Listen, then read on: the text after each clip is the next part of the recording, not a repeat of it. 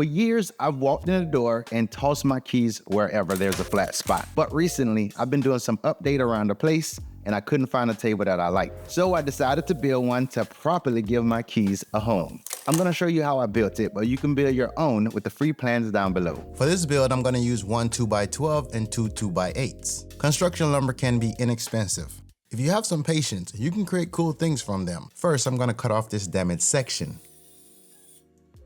Now I need to determine the length of this, which is gonna be the top for the table. All of the angles in this project is cut to 45 degrees. These are all the parts I needed for this project. You'll see how it comes together in a bit. If you take a close look, you'll see a lot of the lumber here is cupped. It's much easier to run these through a planer and flatten them before cutting them. I don't have my planer in this garage, so I'll do it by hand. Before I got too deep with this, I wanted to lay out all the parts so I can see them. When I drew it up, I had a specific look I wanted to achieve. Not only did I want the look, but I also wanted it to function. Originally, this is what it was intended to look like, but I made some changes towards the end.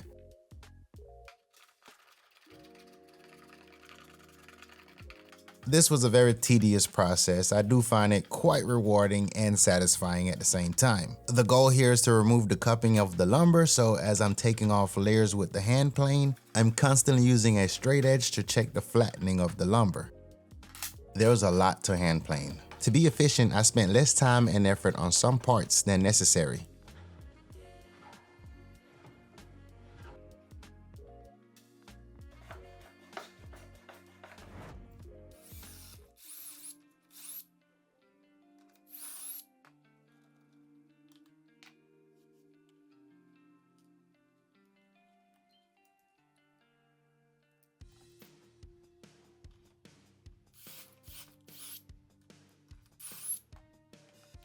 One of the holes I drilled was incorrect, so I'll just plug it.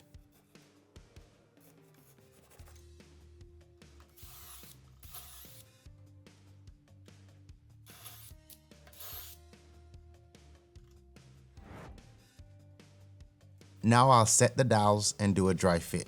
I'll repeat the same thing for this longer part as I did for the shorter one.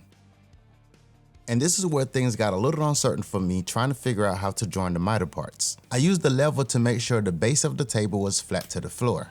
Being that I didn't have a good way to hold these parts, I figured if I use a nail gun, that would be very helpful. I'm gonna cheat a little so I can temporarily hold these parts. I was on the fence about adding these little shelves in here, but I was talked out of them. But what do you guys think? Do you think I ultimately made the right decision not adding them? I also wanted to make sure that this thing stand and worked like it did in my head. Successfully, it did.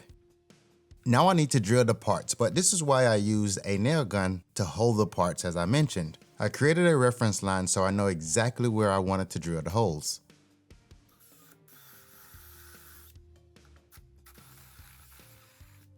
In the end, I'm gonna paint the lower half of this table, so I could have used screws, then plugged the holes. So if you wanted to stain this and keep a clean look, then this is the way I would recommend. Find ways to join the parts and keep the dowels hidden.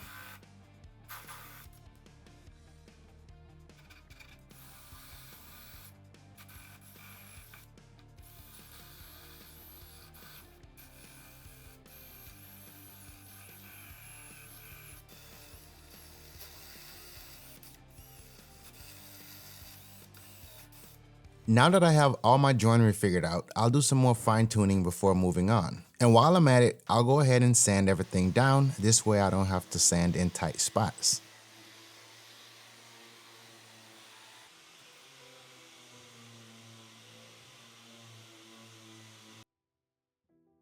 All right, so now I'm just gonna focus on gluing this thing up and you can see how it comes together.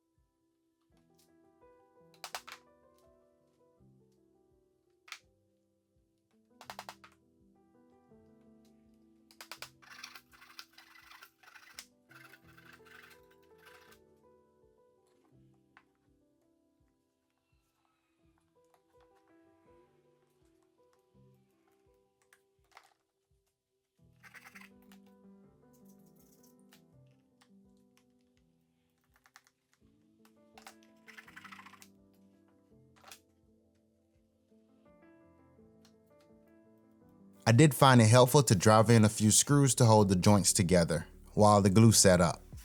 Now that the glue is completely dried, I'm gonna go around and clean it up once more before I get ready to paint it.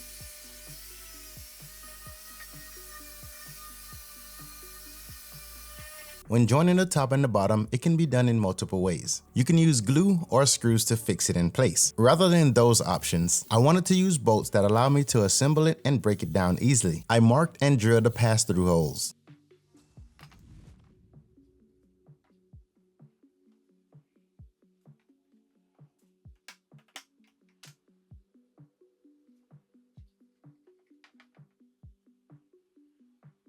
Clamping a piece of wood to the base like this could also free up my hands. I just have to drill these holes to the proper depth, then install the threaded inserts.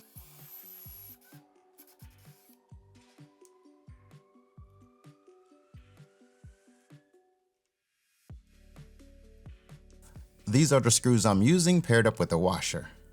Now to patch up the imperfections in the wood, I'm going to use Bondo.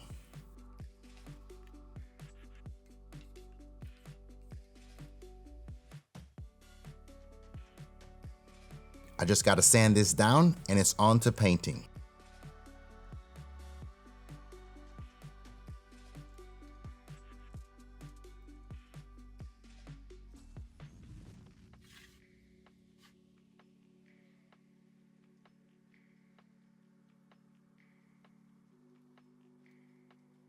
Before I apply the stain, I'm gonna put on some pre-stain conditioner to avoid any blotchiness.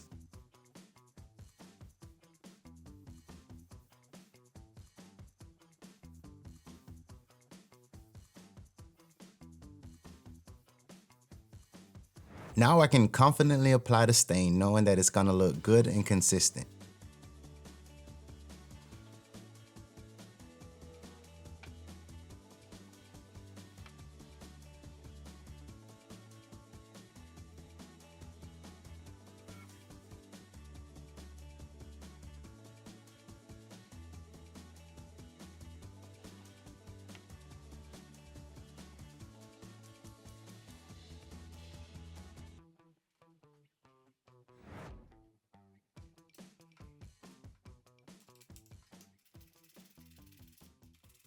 For me, this ended up being the perfect entry table, not too big and not too small. And when you have the ability to create something for yourself, nothing feels impossible. So to build this table, it was around $52 in just materials. The paint and the stain was left over from other projects.